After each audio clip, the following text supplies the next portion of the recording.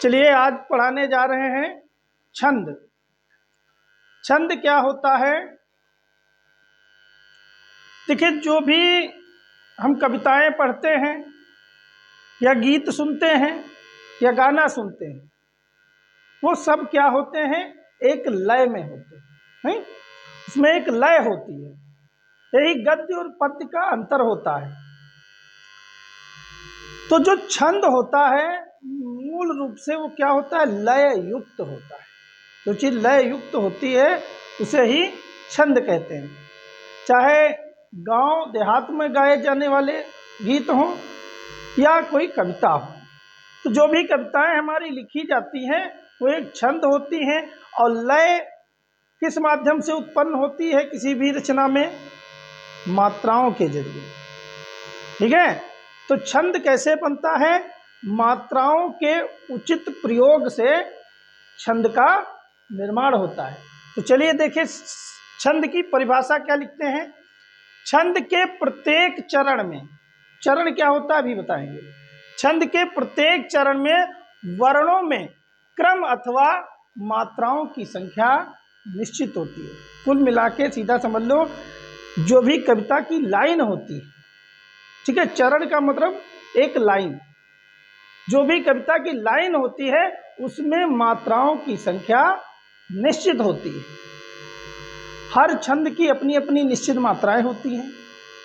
ठीक है, तो क्या होगा? मेन परिभाषा क्या हो जाएगी कि छंद में मात्राओं की संख्या निश्चित होती है, उसी को हम क्या कहते हैं? छंद कहते हैं। अब छंद में मात्राओं की संख्या चूंकि होती है, तो मात्राएं क्या होती हैं? मात्रा भेद से वर्ण दो प्रकार के होते हैं। अभी जो आपने वर्ण पढ़े हैं ना, वर्ण मतलब लेटर, अक्षर, छोटा से ज्ञा तक जो भी लेटर हैं वो सब क्या है? वर्ण है। तो जो वर्ण होते हैं मात्रा की दृष्टि से वर्ण दो प्रकार के होते हैं। एक वो तो वर्ण पढ़े ही हो कि स्वर और व्यंजन, वो अलग है। यहाँ हम छंद में पढ़ते हैं कि मात्रा के हिसाब से हमारे जो वर्ण होते हैं वो दो तरह के होते हैं। दो तरह के कौन कौन से? ह्रस्व स्वर और दीर्घ स्वर। ह्रस्व स्वर और दीर्घ स्वर। ह्रस्व का मतलब होता है लघु। ह्रस्व का मतलब क्या होता है? लघु, यानी छोटा अक्षर। और दीर्घ का मतलब क्या होता है? हाँ, और दीर्घ को कहते हैं गुरु। दीर्घ को क्या कहते हैं? गुरु। हिंदी व्याकरण की भाषा में ह्रस्व को लघु और दीर्घ को गुरु कहते हैं। तो जब मात्राएं लगाएंगे भैया, तो लघु की मात्रा ऐसे लगती है, ठीक है, यानी एक जैसा दिख रहा होगा, एक गिनी भी जाती है, लेकिन लघु ऐसे लिखते हैं। और जब दीर्घ लिखना होता है, कोई दीर्घ स्वर गए, उसकी मात्रा निकालनी होती है, तो उसके लिए गुरु का प्रयोग करते हैं और गुरु ऐसे लिखते हैं। ठीक है, ये यश नहीं है, ये गुरु है और इसकी दो मात्राएं गिनी जाती हैं। ठीक है, तो वर्ण के उच्चारण काल में, अब मात्रा क्या होती है कि वर्ण के उच्चारण काल में जो समय लगता है उसे ही क्या कहा जाता है? मात्रा कहते हैं। यानी कोई वर्ण हम बोलते हैं तो वर्ण जो बोलते हैं, जो भी अक्षर, उसमें कुछ समय लगता है, तो जो समय लगता है उसी समय को मात्रा कहते हैं। ह्रस्व स्वर में कौन कौन से लेटर आते हैं? देखिए, ह्रस्व स्वर में छोटा आ, छोटी ई, छोटा ऊ, रिस, यानी आ, ई, उ, री। और फिर अनुनासिक। अनुनासिक मतलब चंद्र बिंदी। ये जो जितने स्वर दिख रहे हैं ये लघु कहलाते हैं, ठीक है, या ह्रस्व कह सकते हैं। तो ये जहां पर होंगे इनकी मात्रा होगी एक। ठीक, छंद में मात्राएं निकाल के बताएंगे तो समझ जाओगे। दीर्घ स्वर जो होता है उसमें आते हैं बड़ा आ, बड़ी ई, बड़ा उ, ए, आए, ओ, आओ, और फिर अनुस्वार। अनुस्वार यानी चंद्र बिंदी। तो ये जहां पर होंगी इनका मात्रा निकालेंगे हम दीर्घ का। ये दीर्घ लेटर है और ये लघु लेटर है। समझ में आई बात? फिर आता है यति। छंद में यति होती है। अब यति किसे कहते हैं? तो यति का मतलब है छंद के प्रत्येक चरण में उच्चारण करते समय जो समय लगता है। अब यहाँ वर्ण की बात नहीं कर रहे, यानी छंद को, जो कविता हम पढ़ते हैं उस कविता को पढ़ने में जो समय लगता है, उस कविता के पढ़ते हुए जो बीच में हम हल्का सा विराम लेते हैं, थोड़ा सा रुकते हैं, थोड़ा सा ठहराव लेते हैं, उसी को क्या कहा जाता है? यति कहा जाता है। एग्जाम्पल के माध्यम से अभी समझाएंगे। चौथी चीज आती है इसमें कि पाद या चरण। ठीक है, तो छंद में प्रायः 4 पंक्तियां होती हैं। कोई भी छंद होता है उसमें लगभग 4 पंक्तियां होती हैं।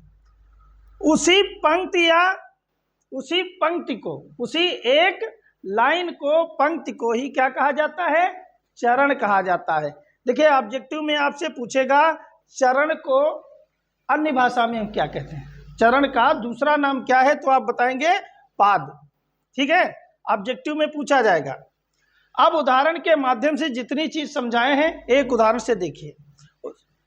दोहा लिखा हुआ है कि उदित उदय गिरि मंच पर कि रघुबर बाल पतंग, बिकसे संत सरोज सब हर से लोचन भृंग। दोहा सबका पढ़ा हुआ है। अरे धनुष भंग से लिया गया है ना, कि उदित उदयगिरी मंच पर जिस समय श्री रामचंद्र जी जनकपुर में जो मंच बना हुआ था जिसपे धनुष रखा हुआ था, उस पे जैसे ही चढ़ते हैं तो वो बाल पतंग यानी छोटे सूरज की तरह प्रतीत होते हैं। ऐसा लगता है मानो बाल सूरज, छोटा सूरज उस मंच पे आ गया हो। इस तरह से मंच शोभायमान हो जाता है।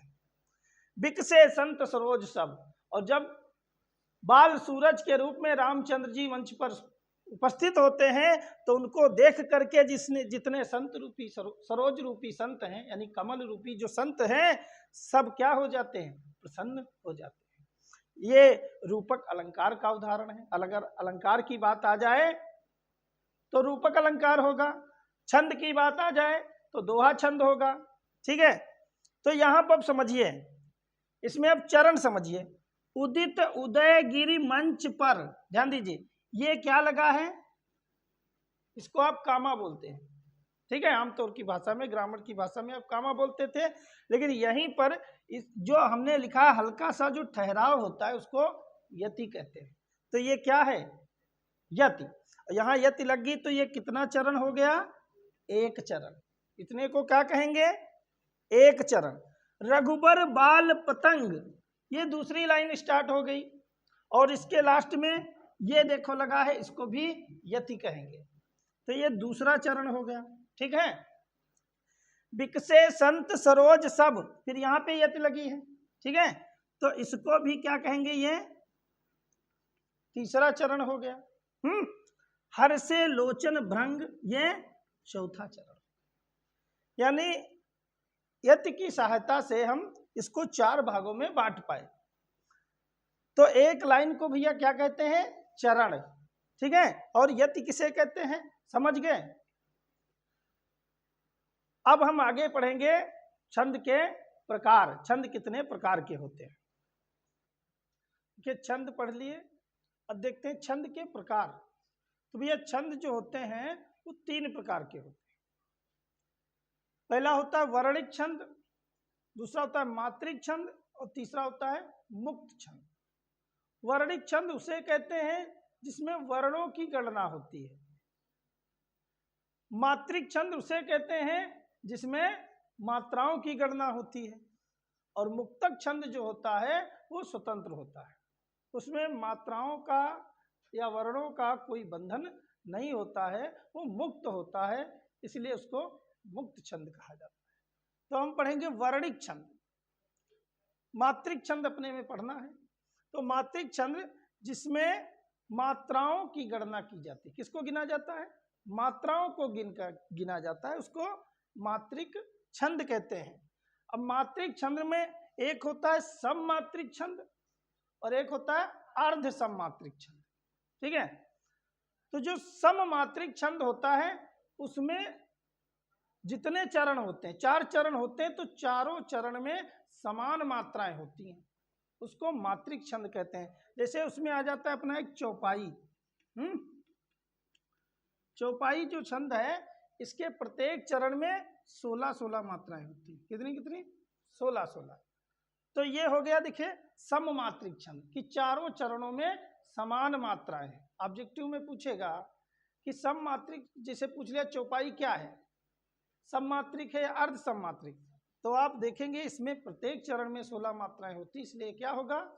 सममात्रिक छंद। दूसरा होता है भैया रोला। रोला जो होता है, इसके प्रत्येक चरण में 24-24 मात्राएं होती हैं, तो ये भी कैसा हो गया? सममात्रिक छंद।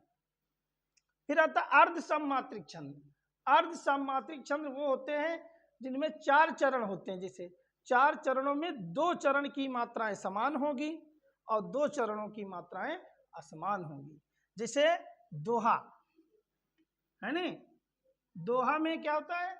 पहले और तीसरे में समान है, दूसरे और चौथे में समान, यानी आधे में समान है, आधे में असमान है, तो उसको क्या कहते हैं? अर्ध सममात्रिक छंद। दूसरा होता है इसका सोरठा। सोरठा दोहे का उल्टा होता है, तो ये दोनों क्या हो जाएंगे? अर्ध सममात्रिक छंद। तो आपके सिलेबस में पहला छंद आता है रोला छंद। तो जो रोला छंद होता है, रोला छंद में 4 चरण होते हैं। पहली चीज, कितने चरण होंगे? 4 चरण, मतलब 4 लाइनें, और प्रत्येक चरण में 24-24 मात्राएं होंगी। दूसरी चीज, हर चरण में 11 और 13 पे यति होगी। और यति क्या होता है बता चुके हैं। उदाहरण से समझिए। उदाहरण जो तुम्हारा लिया गया है एक कक्षा 12 की बुक से लिया गया है, ठीक है, गंगा अवतरण से, जिसको लिखा है जगन्नाथ दास रत्नाकर जी ने। जिस समय गंगा जी आसमान से धरती पर आई हैं, उस समय का चित्रण किया है। तो देखिए रोला छंद में लिखा गया है, पढ़िए इसको, कि कबहु सुधार अपार वेग नीचे को धावे, हर हराती लहराती सहज जो जन चली आवे, मनु विधि चतुर किसान पौन निज मन को पावत, और पुण्य खेत उत्पन्न हीर की राशि उसावत। कह रहा है कि कबहू सुधार अपार, यानी जब गंगा जी धरती की तरफ चलती हैं तो कभी कभी अपनी अपार वेग से क्या करती हैं? नीचे को आती है, अत्यधिक वेग के साथ तेजी से नीचे की तरफ आती हैं, हरहराती हुई, लहराती हुई, सहस यानी सैकड़ों योजन तक 1 सेकंड में नीचे उतर आती है। मन विधि चतुर किसान, देखिए मनु आ गया, यहाँ पे कौन सा अलंकार होगा? उत्प्रेक्षा अलंकार। मन विधि चतुर किसान, मानो विधि, विधि यानी ब्रह्मा जी, ब्रह्मा रूपी चतुर किसान, पौन मिस पवन, निज मन को, अपने मन की, अपने अनुकूल, जैसी उसको हवा चाहिए वैसी हवा पा जाता है। किसान का काम क्या है? खेत में धान हुए, उसाने को है, और बढ़िया हवा मिल गई तो होशियार जो है तो कहता है चलो काम हो जाएगा, है ना। तो ऐसे ही लग रहा है जैसे ब्रह्मा रूपी चतुर किसान जब अपने मन की वायु को पा गए हों, तो पुण्य रूपी खेत में जो हीरे की फसल उत्पन्न की है उसको वसा रहे हैं। हीरे की फसल इतनी सफेद चांदनी में चमचम चमचम चमक रही, ऐसा लग रहा है वो कर रही। तो देखो भैया अब इसकी मात्राएं निकालते हैं, ठीक। ये क्या है? रोला है। कैसे जाने रोला? कि देखिए 11 और 13 पे यति है, एक यहाँ यति, यहाँ यति, फिर यहाँ यहाँ यहाँ यहाँ यहाँ। अब मात्राएं निकालते हैं, देखो कैसे निकालते हैं। का, ये जो का लेटर है, वर्ण है, इसमें आपको पता है छोटा होता है ना, तो अभी लिखवाए थे ना, छोटा की कितनी मात्रा? 1, और बा में 1, और हूं चंद बिंदी आ गई, अनुनासिक क्या बताए थे? 1 मात्रा, इसकी भी 1 मात्रा। सु छोटा ऊ की मात्रा है, कितनी मात्रा है? 1, और जिसमें धार में 2 बड़ा आ है, और रा में 1, फिर छोटा में और पा में 2, रा में 1 और वा में 1 की मात्रा है तो कितनी आएंगी 2, और गा में 1, ना में बड़ी की मात्रा है 2, और चा में 1 की मात्रा है 1 2, 1 की मात्रा 2, का में ओ की मात्रा, धा में बड़े आ की मात्रा, और आय में 2। अब ये मात्राएं निकल गई। देखिए गिनिए, यहां तक की कितनी होनी चाहिए 11, और इधर की होनी चाहिए 13। देखिए 1 2 3 4 5 6 7 8 9 10 11, ठीक है, 11 पे यति है, अगली बार में 13 पे यति होगी, तो 2 3 2 5 2 7 2 9 2 11 2 13। तो परिभाषा याद रखेंगे, रोला छंद में 4 चरण होते हैं, 1 2 3 4, ये हो गए 4 चरण। प्रत्येक चरण में 24 मात्राएं होती हैं और 11 और 13 पे यति होती, तो 11 और 13 को प्लस करो तो कितना होता है 24 होता है। ठीक है, समझ गए, मात्राएं निकाल लेंगे, नीचे की लाइनों में आपको मात्राएं निकालेंगे। Okay, basic complete.